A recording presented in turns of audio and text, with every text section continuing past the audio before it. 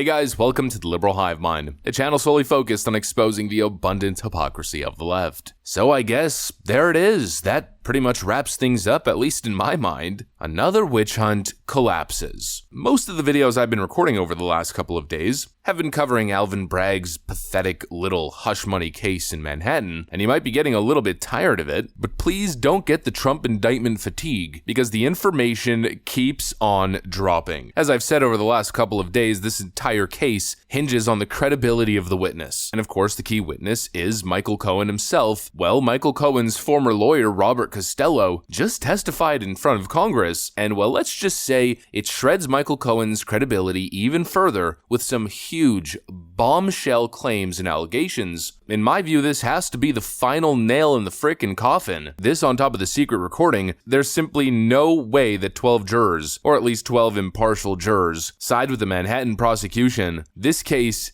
has to be over after this. Let me show you guys exactly what happened, what was said, why it's important. We got some stuff to get into, so let's roll the tape. Alright folks, so we know all the backstory. We've been talking about this for the past couple of days and really the past couple of years. So think about everything we've spoken about, everything we've covered, and then listen to this.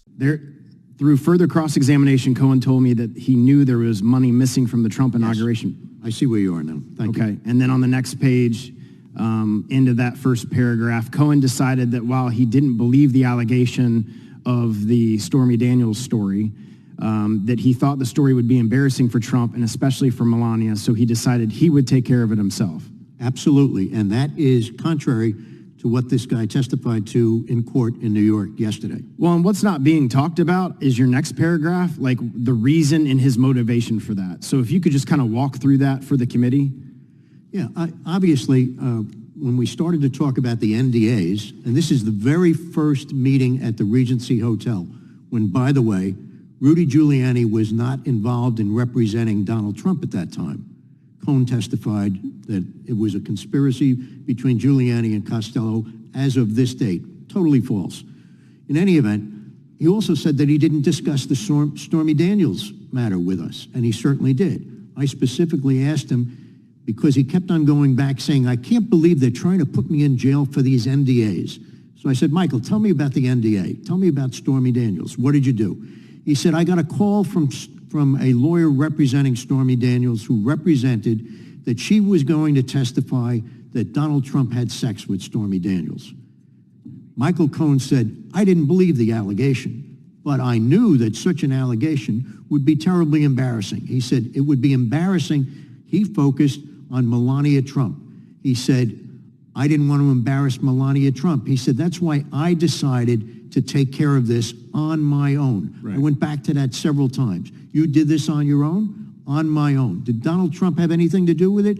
No. Did you get the money from Donald Trump? No. From any of his organizations? No. From anybody connected to Donald Trump? No. Where did you get the money? I took out a HELOC loan against my property. I said, why would you do that? He said, I didn't want anybody to know where I got this money. I didn't want Melania to know. I didn't want my own wife to know because she's in charge, he said, of the Cohen family finances. He said, if she saw money coming out of my account, she'd ask me 100 questions and I didn't want to answer any of them. It was clear after talking to him for several days after that, whenever we talked on the phone or in my office, that he kept on bringing up the subject that he felt he was betrayed by not being brought down to Washington, D.C.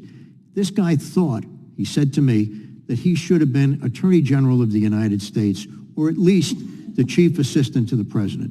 Ludicrous, but that's what he thought. And he was very angry about that.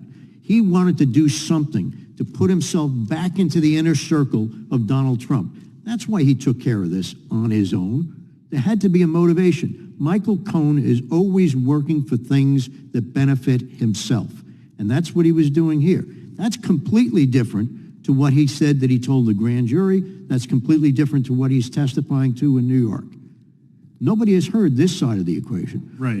Holy frickin' moly. This man, Mr. Costello, who's a very experienced lawyer and who was involved in defending Michael Cohen, who was in defending and representing Michael Cohen, who never legally represented Donald Trump, just said this under oath, testifying in front of Congress. I know all kinds of lefties on Twitter are claiming that he's lying, but do you really think that Mr. Costello would stick his own neck out, put his entire career and reputation in jeopardy, and possibly face charges of lying in front of Congress to tell a fabricated story? I don't think so. And either way, if you think about it, it doesn't even really matter. Like we keep saying, Alvin Bragg's case is based on testimony alone. The prosecution's case isn't built on evidence, it's built on hearsay. Michael Cohen's saying one thing, but other people are saying another. In other words, there's plausible deniability. What was just said in front of Congress blows up the entire narrative. It blows up all of the allegations. The whole premise of Alvin Bragg's case is that Michael Cohen was acting on behalf of Donald Trump. He was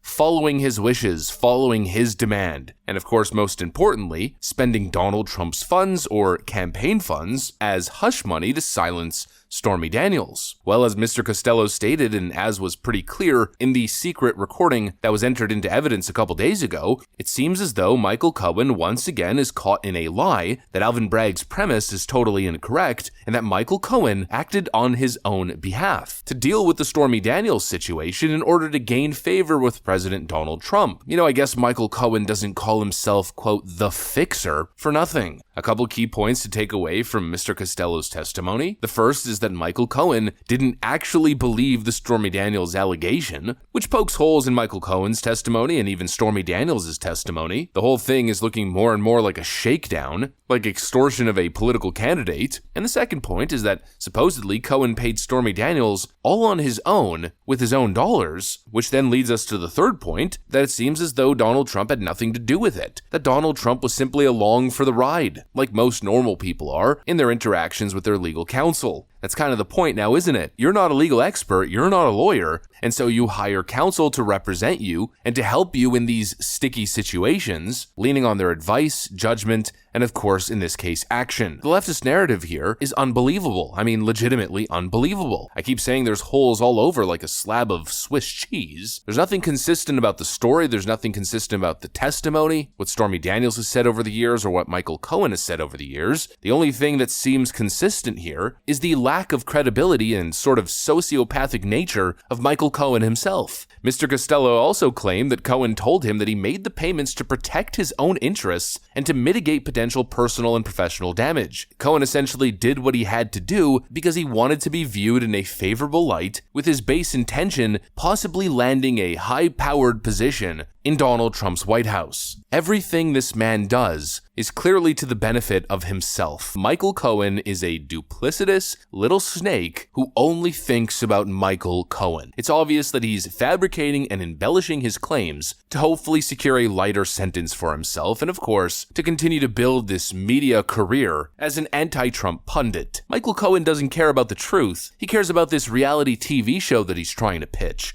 The Fixer. My name is Michael Cohen, and for years, I was the personal lawyer for a notoriously bad man. I usually have access to people with my particular set of skills, but that's all about to change. I'll work with you, offering expertise, advice, and solutions to fix your problem. Together, we'll change your life. I am your fixer. He cares about the books that he's trying to sell. He cares about his media appearances, and obviously he cares about his new flourishing TikTok career. He is not going to just of this. And on top of that, look, we're all sitting here and we're all watching every single day. He is a liar. He is possibly the worst witness of any high-profile case in modern history. In my view, after this testimony, Alvin Bragg's case is done. Anything else would be a clear travesty of justice. Anyways, that's pretty much what I got for you guys on this one. Thanks for watching, and I'll see you on the next one.